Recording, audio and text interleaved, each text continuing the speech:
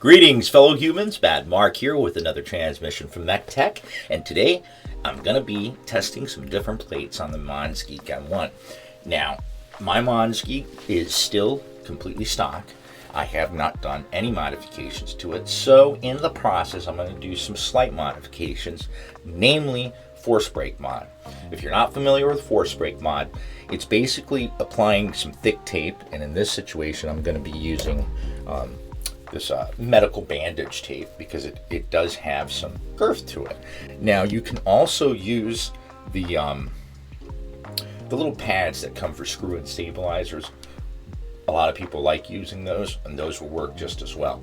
But also, I'm going to be testing out, Monsgeek was kind enough to send me out the FR4 plate as well as the M1 palm plate. So at the beginning of this video, if I edited it properly, you heard a stock sound test with Gazoo, U4Ts, and this is the Akko Black and Bronze ASA keycap set. So you can probably hear there's a little bit of ding or ping in there. It's not super loud, but it definitely can be heard. So the force brake mod should help eliminate, if not all of it, the majority of that ping. So what we're going to be doing is testing out the different plates as well as doing that force brake mod. I do have other mods intended for this, but I just want to get rid of the ping. I know we're not, fully stock, but I've already done in my original review video as well as this one, I've already done good stock sound tests. So I think just adding the force brake in there and trying to figure out what it sounds like with the different plates is a good idea. So let's go ahead and get started.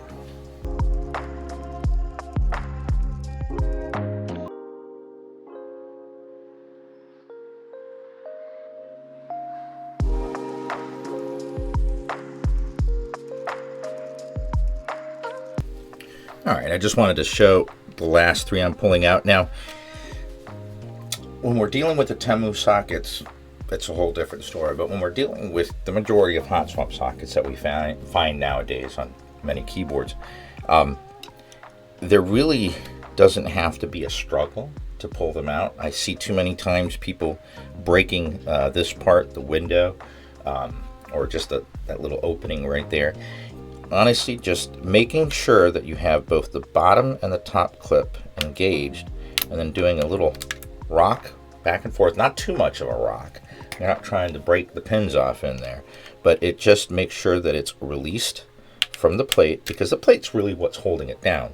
The clips here at the top and the bottom of the switch, that's what's holding that into place, and they're very light clips. That's why you may have noticed that some of the keycaps actually pulled it off. Now granted, we are dealing with a polycarbonate plate, so they're going to have a lot looser of tolerances and allow for the switch but to come off easier.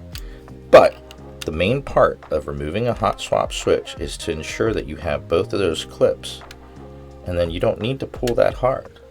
You can just gently pull it out, and gentle is best when dealing with these hot swap sockets. Remember, they're only on there with 2 little pieces of solder on either end, so just something to think about. All right, so here we are with the Monsgeek, and all right, first let me go ahead and remove the knob. Yeah, I don't think I've even, have I opened this? No, wait a minute. I don't even remember this came, I had to install the stabilizer. I don't even remember. Too many keyboards, too little time.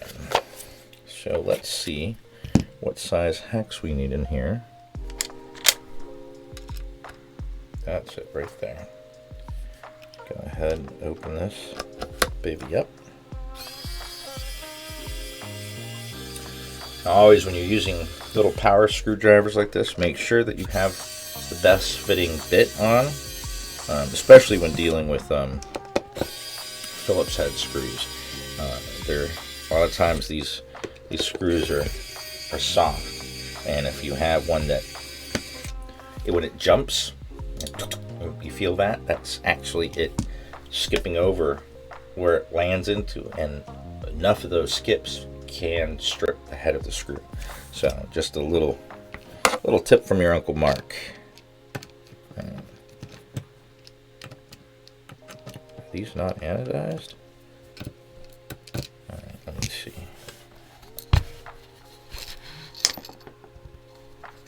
I hate having to remove screws this way, but all right, so we've got top screws and we've got bottom screws. 3 of each. Now let's see. All right, we lift the top up. Again, I don't recall if I've been in here before, so I'm taking a look. Actually, I think I have. It hasn't even been that long since I got this, but I've done so many keyboards since. I mean, for 99 bucks, you just can't beat this. Via aluminum, 75%. I mean, it's just. I have been using this, used it a few times as my daily, and despite that minimal ping, I didn't really notice it, and once I got into working, I was fine. I just kept on trucking. Now I think the first time I loaded it up with some MA keycaps, and the MA profile, I mean, I can use, but it's a little wonky to me, so I switched to SA, which I prefer much better. Now, I've also heard that there is a need to put a little bit of tape in with these side slots, so I'm probably going to go ahead and take care of that here today as well. But first thing I want to do is go ahead and take this up. Well, we have a daughter board. Oh yeah, that's right, it did come with a piece of tape if I recall correctly. So, and then this sheet here. I don't think that's the best way to do that, tape mod. So, I mean, JST connectors, some are easier or harder than others, but I hate to keep bringing this up, but and I'm still got a video to publish, but I'm at my 5th V65 unit and still can't deal with the JST connectors. This is fine. I mean, this is a little bit weaker, but it works and it stays connected. Wires don't fall out of the connector. I like that. I do have to unscrew the plate on the PCB, so it looks like the screws come from underneath. Go ahead and set. Way too much stuff on my lap right here. Alright, there does not appear to be any studs in here, so I'm going to assume that it just attaches with switches. Slight bit of damage, but it's on the underside, so no biggie. Alright, so let me go ahead and unscrew these guys. I'll make sure I'm not doing 1, 2, 3. Make sure I'm not. Oh, helps if I have the right tip. Go ahead and get that out. Go ahead and take out the 6 screws holding together the plate and the PCB.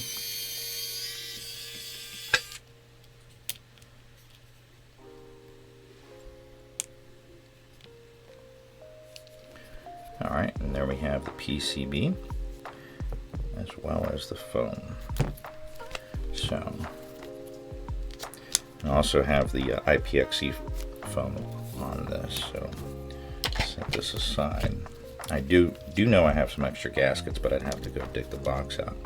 So I'm just going to go ahead and borrow these gaskets off of here. So yeah, this is the PC plate. This one actually has studs. This is the stock plate that comes with it. And here we are with the FR4. All right, it fits just nicely over the switches, and we got the pad in there. So let's go ahead and make sure. I guess we can go ahead and just put them all in here. Let me make sure. I'm going to go ahead and get the corners. So some plates use studs and screws to keep them connected, but even in that situation, you could still use the actual switches as anchors, because once there's enough switches in there,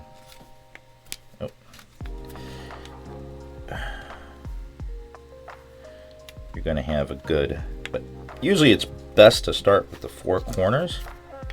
All right, that one's in. And once you snap at least 4 corners in, and sometimes, you know, a couple more, like the space bar, the middle function row, just helps to give it that much more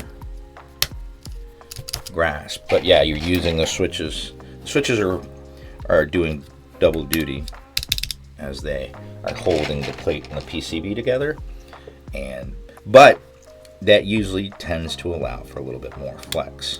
The only downside is if there's too much flex, switches can actually pop out. So that's a balance you'll have to decide. Every keyboard is slightly different when it comes to that. So obviously figure out what you like. All right, so see, now we have what, 7 switches in, and we can tell that, you know, it's holding together. So let's go ahead and throw these socks on. All right, before we put on the rest of those switches, let's go ahead and do our force brakes mod. Our force brake mods. I'm also going to add a little piece of tape on the inside here to see if I can tighten this gold bar so that it doesn't, because it does have a little bit of looseness. So we're going to do the same thing, just add a little bit of tape to make it tighter, and prevent it from rattling and creating some ping as well. So this stuff is super sticky. It likes to even stick to itself. What I'm going to do, throw that away. Yeah, it sticks, especially to skin, which makes it not too easy to work with. I am going to go ahead, let's do one strip. Alright, it's a little wider than I wanted. Ah.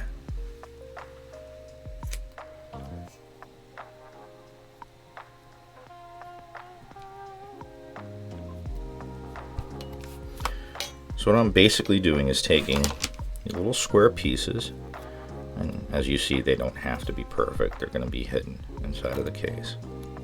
But I'm placing them on either side of each screw point on the bottom and the top case. What this is going to do, it's going to help basically create almost like a dampening gasket. So where the metal isn't hitting directly against metal, it has something in between to soften that metallic blow. This one's going to have to be a little skinnier for that corner, but I can actually just go ahead and move you over here, so I'll have to try to cut you and ruin you. Alright, let's cut another strip. Although this tape is hard to work with, in my opinion, it does the best in a lot of situations, especially with force brake. But even a couple of layers of painter's tape will work if you don't have this handy. So as long as you're creating some sort of cushion between 2 pieces of metal, you should be okay. I'm going to try to prevent it from going outside of the border of the plate, or of the case, so that's not sticking out. Put that a little too far up. Let's try that again. Obviously we do not want to cover the hole, as that could cause the screw to bind and actually strip or even strip out the hole. So we don't want to impede the screw at all.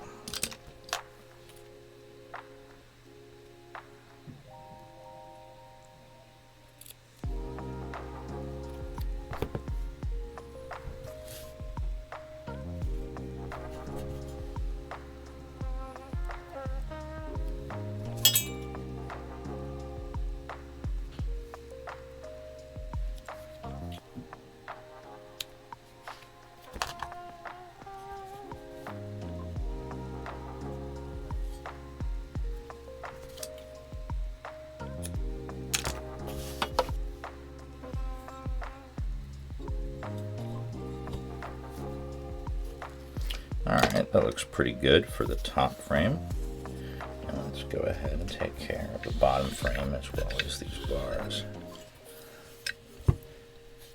So for these bars, obviously we want to keep the tape on the inside. Let's see if we can just do...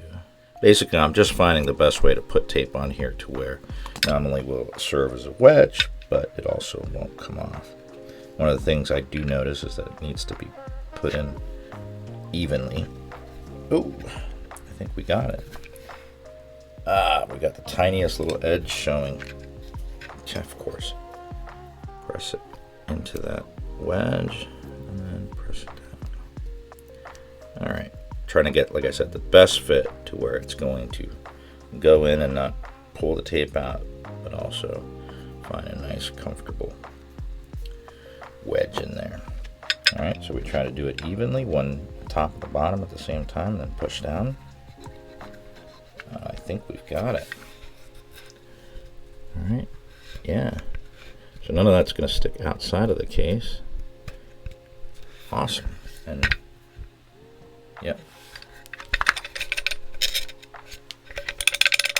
So we can hear that one doing it. So let's go ahead and take care of that one, same way we did this one. I'm doing this so that it's as close to the bar as possible. Hopefully it won't pull up when we squeeze it in. Alright, this seems to be well on there. Let's see if we can get on the first shot. Now get it evenly. Like I said, try to and slide both the top and the bottom in at the same time. That seems to do the trick. Yeah, that's on there. And nothing is peeking out. It's fine if it's peeks out from the top, because that's going to be on the inside. So it would be nice, I mean, maybe for the next revision, if there was LEDs here and you could replace this with, like, say, acrylic inserts for doing so that it would diffuse the light. I think that would be pretty cool. Because I honestly I think this board stock sounds better than the GMMK Pro, and I don't think there'd be many that would disagree with me on that. But obviously we need to do some improvements, which is what we're doing here. Alright, so now let's go ahead and finish up the force brake mod. The thing is, here you're trying to balance putting, you know, a good amount of gasket tape and not, you know, creating any issues with the case not wanting to shut. So you don't want to go off and put in like a millimeter thick piece of Poron, and you put it on either side of the screw hole, because that's where it gets screwed down. So that's where most of the reverberation is going to be caused, if there's nothing there to stop that reverberation, that is. Like I said, I'm going to come later and do more mods than just this this plastic. I mean, this plastic sheet, actually, you'd be surprised, but I think polyfill actually will work better. And in the end, who knows, I may do a silicone pour. Have I done an aluminum silicone pour? I want to say I have, but I can't think of. I really got to start keeping track of these.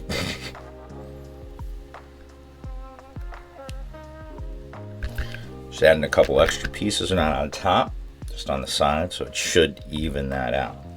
Alright, so it looks like we've got the case mod taken care of. I'm not going to be putting the tape on, I'm just going to be putting this on. So, and this basically just sits Oh, like this.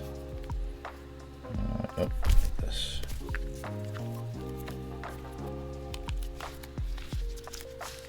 Yep. So now, since we have the plate out, I'm going to go ahead and just load up all the switches so I can support the back of the hot swap PCB, and then we'll get to rebuilding it and seeing how it sounds.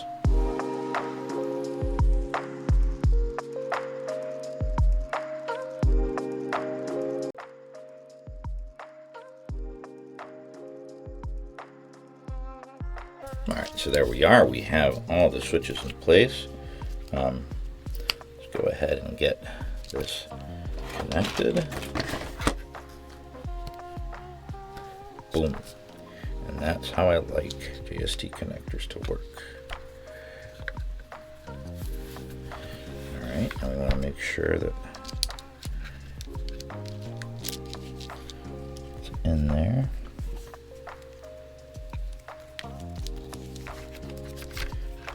This bottom foam is not binding anything up.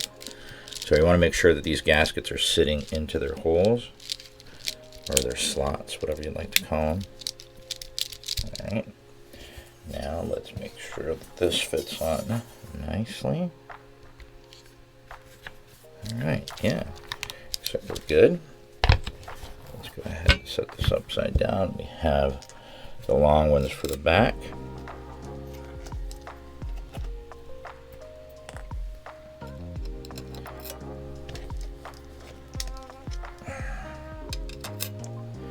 And the shorter ones for the front. Obviously, let's not mess them up with the plate screws. It would be hard to, because these are hex, much longer.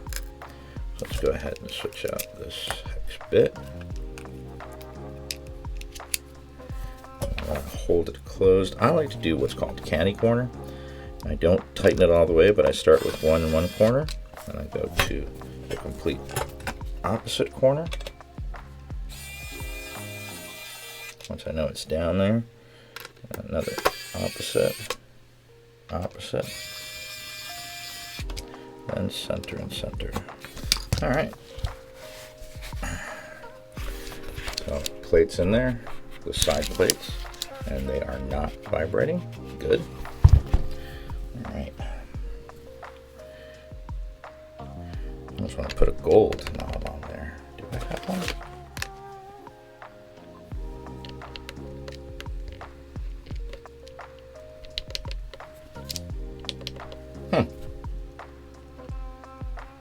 I kind of like it. All right, so I'm going to go ahead and load up the keycaps and then come back and we'll do the sound test with the FR4 plate.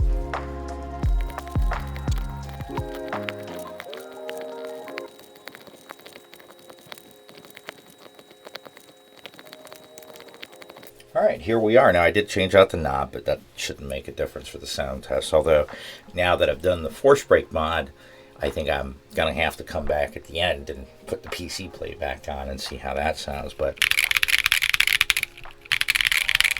that metal ping has definitely gone away. So let me go ahead and leave you guys with the stock sound test of this one. And I will be back in another video where I will go ahead and change out to the palm plate. And then I'll make another video where I put the PC plate back in. I'll do a sound test with that. Then I'll come back on that video and do all the mods and then decide on which plate I'm going to stick with at that point, though very likely to be either the PC or the palm, though I really do like the PC, but let's see how the palm performs. So I'm going to go ahead and leave you guys with the stock sound test of this Monsgeek M1. It's using Yazoo U4T switches, and it's using the ACO ASA Black and Bronze keycap set, which is a double shot. And we have done the force brake mod and also tightened up the plates on the side so they won't rattle and won't ping. And we have also replaced it out, and we're doing this with the FR4 plate.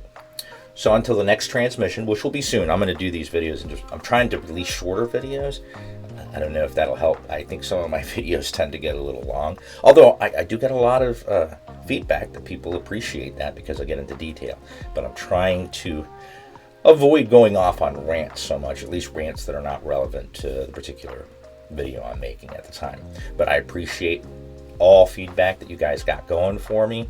It's helping me to make my channel better one step at a time. And if you guys did enjoy this, I hate to do this, but a click of a like or subscribe helps my channel out a bit, a big bunch, you know, in exchange for that little effort. So if you think I've earned your subscription, I'd love it if you click like and subscribe below. But otherwise, let me know what I can do to earn your following, because I just want to help. And like I said, I'm working on a series which is going to cover the basics of mechanical keyboards, and I'm going to be building several keyboards, also doing different mods, also showing different methods of lubricating switches, which is a big form of contention, getting into interference, getting into north versus south, all of that. And I'm going to go, basically I'm going to have an overview video that goes very high level on it, but each section is going to have a more in-depth video where I jump into it and, you know, get nitty gritty with that particular topic. So, and if you guys have any suggestions for things for me to cover, because I'm going to put the majority of the series together and run it by good friends in the community to make sure that I'm not missing anything, misstating anything, and just to make sure that I'm being as well-rounded as possible. Most of this is going to be based off of questions that I see on a very regular basis on our weekly help thread on Our Budget Keeps. So, again, I'm going to go ahead and leave you guys with the sound test. The beginning was stock with the PC plate, and just so you guys can have a reference point. This is still stock, though I did take off the tape that was on there. I don't know why I put it that way, but I took off the tape and I just left the foam on there, and we did the force break mod for both the plates and the case. So until next transmission, keep calm and keyboard on.